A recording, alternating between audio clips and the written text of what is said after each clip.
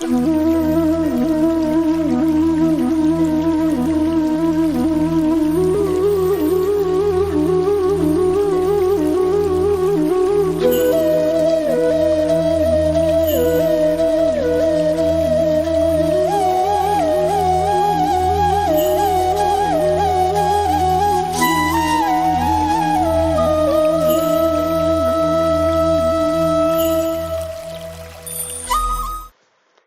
नगर में ब्राह्मण ब्राह्मणी रहा करते थे।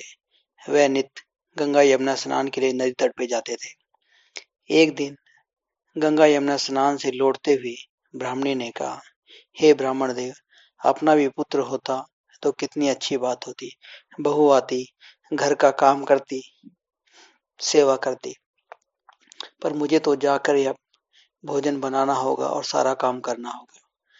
ब्राह्मणी की बात सुनकर ब्राह्मण देव ने मन में विचार किया और घर जाते ही ब्राह्मणी से कहा, हे ब्राह्मणी, तुम ऐसा करो, मुझे एक झोला दो और उसमें 1.25 सेर आटा डाल दो और साथ ही कुछ सोने की मोहरें डाल दो। ब्राह्मण देव ने वो झोला लिया और गांव से बाहर की तरफ चले गए। उन्होंने देखा एक तालाब के किनारे कुछ कन्याएं मिट्टी का घर बनाकर खेल रही थी और खेलने के पश्चात घर लौटते समय सभी कन्याएं अपने मिट्टी के घर को तोड़ देती है, परंतु एक कन्या अपने बनाए हुए मिट्टी के घर को तोड़ती नहीं है और कहती है कि मैं इस घर में रहूंगी, इसी में खेलूंगी और इसी में साफ सफाई करूंगी। कन्या की बात सुनकर ब्राह्मण देव बहुत खुश हुआ और वह उस कन्या के पीछे पीछे उसके घर तक चला गया। फिर ब्राह्मण देव ने घर के सामने खड़े होकर आवाज लगाई, घर में कोई है, घर में कोई है। कन्या निकल के बाहर आती है, ब्राह्मण देव को प्रणाम करती है। ब्राह्मण देव ने कहा, हे पुत्री, घर में कोई बड़ा है तो उसे बुलाओ। कन्या ने अपनी माँ को आवाज लगाई। कन्या की माँ आई तो ब्राह्मण देव ने कहा, हे देवी, कार्तिक मास चल रहा है, मैं किसी के घर का अन्न ग्रहण नहीं कर सकता। यदि मेरे झोले में जो आटा है उसकी रोटी बनाकर आप मुझे खिला दें तो आपकी बड़ी कृपा होगी। कन्या की माँ ने कहा, ब्राह्मण देव, मुझे झोला दीजिए, मैं आपको रोटी बनाकर खिला देती हूँ। जब लड़की की माँ ने झोले में से आटा निकाल के छानना शुरू किया तो उसमें सोने की मोहरें निकली। जब दोबारा उसने आटा निकाला और छानना शुरू किया, फिर सोने की मोहरें निकली। लड़की के माँ के मन में विचार आया, जब ब्राह्मण देव के झोले के आटे के अंदर इतनी सोने की मोहरें हैं तो घर पर पता नहीं कितना खजाना होगा। उसने मन में विचार किया, क्यों न मैं अपनी पुत्री का विवाह ब्राह्मण देव के पुत्र के साथ कर दूं। लड़की की माँ ने आटे की रोटी बनाई और ब्राह्मण देव को भोजन कराते समय लड़की की माँ ने पूछा, हे ब्राह्मण देव, आपका पुत्र है? ब्राह्मण देव ने कहा, हाँ, मेरा पुत्र है, परंतु वह शिक्षा अध्ययन के लिए काशी गया है।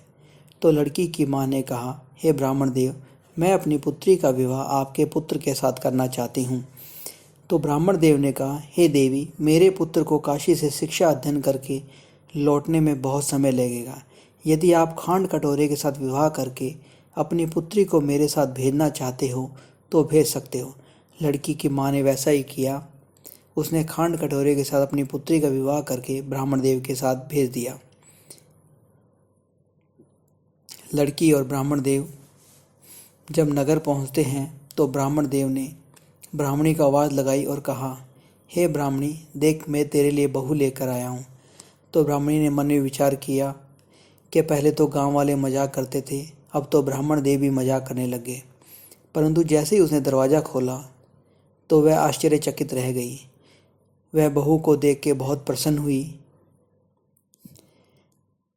ब्राह्मणी ने अपनी बहू से कहा, बहू, हमेशा ध्यान रखना, मटके का पानी ख़त्म नहीं होना चाहिए और चूल्हे में आग बुझनी नहीं चाहिए।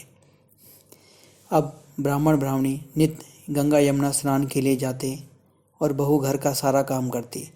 जब वह लौटते तो बहू उनके आदर सत्कार करती, उनकी सेवा करती, उन्हें अच्छा अच्छा भोजन कराती।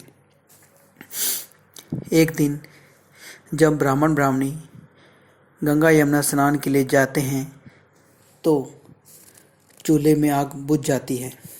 बहू घबरा जाती है। वह भागी भागी पड़ोसन के पास जाती है और कहती है, हे पड़ोसन, मुझे थोड़ी सी आग दे दो। मेरे सास ससुर गंगा यमुना स्नान से लौटने वाले हैं, मुझे उनके लिए भोजन बनाना है।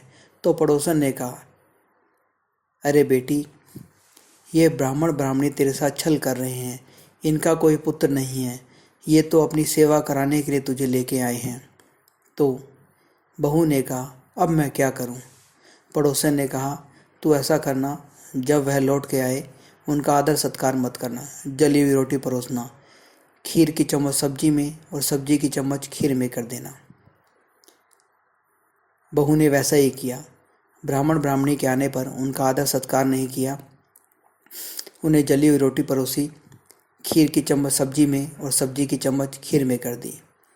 पर फिर भी ब्राह्मण ब्राह्मणी ने चुपचाप भोजन किया और आराम करने के लिए लेट गए। अगले दिन जब ब्राह्मण ब्राह्मणी गंगा स्नान के लिए जाने लगे तो बहू ने कहा, मुझे 7 कोठों की चाबी चाहिए। ब्राह्मण देव के कहने पर ब्राह्मणी ने चाबी बहू को दे दी। जब बहू ने पहला कोठा खोला तो उसमें अनाज भरा हुआ था। जब उसने दूसरा कोठा खोला तो उसमें बर्तन थे। तीसरे कोठे के अंदर सोने चांदी हीरे जवाहरात। इसी प्रकार जब उसने लास्ट में 7वां कोठा खोला तो उसमें 33 कोटि देवी देवताओं की चौकी विराजमान थी। ब्रह्मा विष्णु महेश देवता उपस्थित थे। गंगा यमुना सरस्वती नदी बह रही थी और पाटे पर बैठकर एक लड़का पूजा कर रहा था। जब बहू ने पूछा कि आप कौन हैं, तो लड़का बोला, मैं तेरा पति हूँ। तो बहू ने कहा, आप तो काशी गए थे शिक्षा अध्ययन के लिए। तो लड़के ने कहा, मैं लौट आया हूँ, अब मैं यहाँ पूजा कर रहा हूँ, इसको आप बंद कर दो और जब माँ और पिताजी आए तभी इसे खोलना।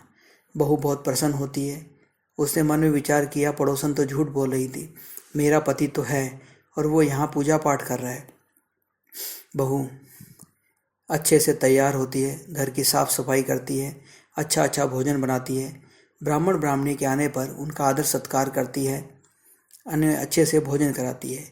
जब ब्राह्मणी आराम कर रही थी तो बहू ने कहा, माँ, आप रोजाना गंगा यमुना स्नान के लिए नदी तट पे क्यों जाते हो? घर पे ही स्नान क्यों नहीं कर लेते?